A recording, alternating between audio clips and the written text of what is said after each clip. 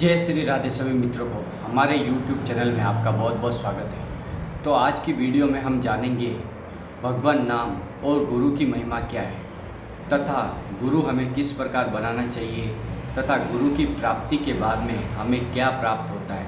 इस टॉपिक पर चर्चा की जाएगी, इस विषय पर चर्चा की जाएगी, तो ध्यानपूर्वक सुने वीडियो को और अंत तक बने रहें।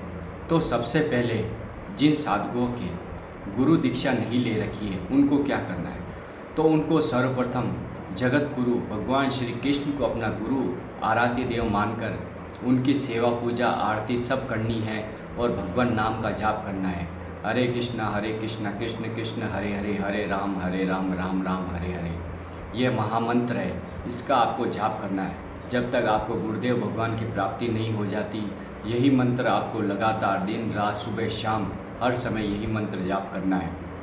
और उसके बाद में आपको भगवान श्री कृष्ण से, जगत गुरु है जो अखिल कोटि ब्रह्मांड के स्वामी हैं, उनसे याचना करनी है, प्रार्थना करनी कि हे गुरुदेव, हे भगवान, हे अखिल कोटि ब्रह्मांड के स्वामी, मुझे आप साक्षात रूप में, आप ही प्रकट रूप में आके गुरु दीक्षा प्रदान करें।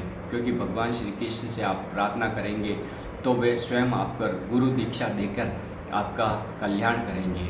और रही बात, अगर आपको गुरु की प्राप्ति हो जाती है तो आपको किस प्रकार के गुरु चाहिए जो आपका कल्याण कर सके, तो सर्वप्रथम ये होना चाहिए, गुरुदेव में चारों वेदों का ज्ञान होना चाहिए, शास्त्र का ज्ञान होना चाहिए और उनको स्वयं को परम ब्रह्म की अनुभूति होनी चाहिए। क्योंकि उनको परम ब्रह्म की अनुभूति नहीं होगी और केवल शास्त्रों का ज्ञान, वेदों का ज्ञान होगा तो भी आपके लिए ठीक नहीं है। क्योंकि परम ब्रह्म की अनुभूति होनी बहुत ज़रूरी है। अगर केवल परम ब्रह्म की अनुभूति है और शास्त्रों का ज्ञान नहीं है तो भी थोड़ा सा मिस्टेक है। क्योंकि उस समय परम ब्रह्म की स्थिति तो है लेकिन शब्दों का, वेदों का ज्ञान नहीं है, तो वो साधक थोड़ा समझेगा लेकिन उसे समझने में बहुत ही ज़्यादा समय लगेगा। इसलिए आपको ये गुरुदेव में ये चीज़ें होने आवश्यक है, ये ज्ञान होना आवश्यक है। वेदों का ज्ञान, शास्त्रों का ज्ञान और परम ब्रह्म की अनुभूति होना अत्यधिक आवश्यक है। इस प्रकार आपको गुरु दीक्षा ले लेनी चाहिए। उसके बाद में गुरुदेव ने जो आपको नाम और मंत्र दिया है उस उपासना को आपको लगातार करना है। जो भी गुरुदेव भगवान ने आपको नाम दिया है उस नाम के सहारे ही आपको भवसागर को पार ले जाना है। तो एक कथा, जो एक भक्तों के अंदर एक उद्गार होता है गुरुदेव के प्रति, वो मैं आपसे कहूँगा। तो एक सीताराम जी, ओंकारनाथ जी महाराज है, उनके हृदय में जो बात आई उसको मैं आपको कहूँगा। तो ओंकारनाथ जी महाराज कह रहे हैं, जब ये नाम हृदय में आई है, मतलब जब ये नाम मेरे हृदय में आया तो मुझे सब संपत्ति मुझे मिल गई, सब सुख और संपत्ति मिल गई। इसके बाद में भगवान स्वयं कह रहे हैं, जब मैं तेरे पास नाम रूप से आया, मतलब तेरी जिह्वा पे नाम रटन के रूप में आया, तो मैं स्वयं ही आया गुरुदेव के रूप में। क्योंकि जब आपने गुरुदेव से दीक्षा ली तो भगवान स्वयं ही आपकी जिह्वा पे विराजमान हो गए। जो भी आप नाम जप करते हैं, राम, श्री कृष्ण, वो ही भगवान स्वरूप भी गुरुदेव हैं, गुरुदेव ही भगवान है। क्योंकि चराचर जगत में गुरुदेव ही हैं।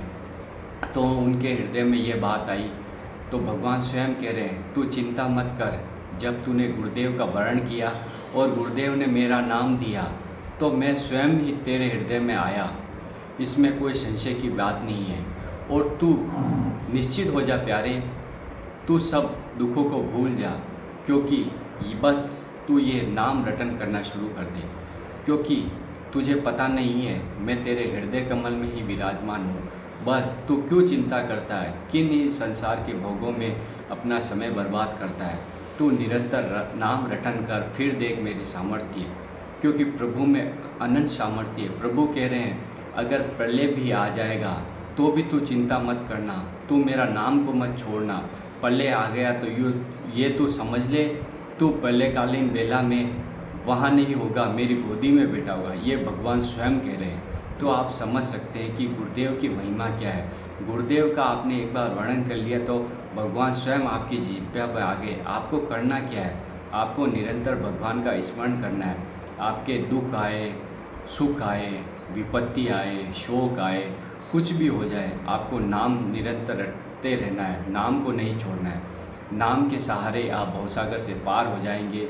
और भवसागर पार क्या हो जाएंगे, आपको वो सिद्धि, वो परम तत्व की प्राप्ति हो जाएगी और आपका देहाभिमान छूट जाएगा। क्योंकि ये माया रचित तीनों गुणों से परे जाने के लिए हमें प्रभु श्री कृष्ण का स्मरण सदा करता रहना पड़ेगा। क्योंकि भगवत प्राप्ति के लिए प्रभु श्री कृष्ण का निरंतर स्मरण करते रहोगे, तभी आपको उनका साक्षात्कार हो सकता है। क्योंकि परम ब्रह्म स्वरूप भगवान श्री कृष्ण इतने उदार है, इतने प्रेममयी हैं कि वह आपकी हर विपत्ति संकट को दूर करके भगवानंद की प्राप्ति करवाएंगे तथा आपको वो सुख प्रदान करेंगे जिस सुख के लिए आप तड़प रहे हैं भगवत प्राप्ति के लिए, भवसागर से पार होने के लिए।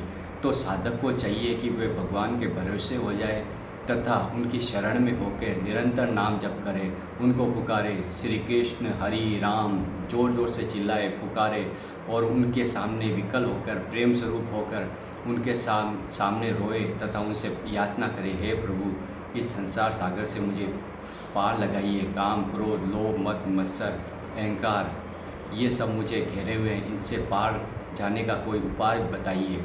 प्रभु श्री कृष्ण ही है, वो गुरुदेव ही है जो आपका अहंकार खत्म कर सकते हैं।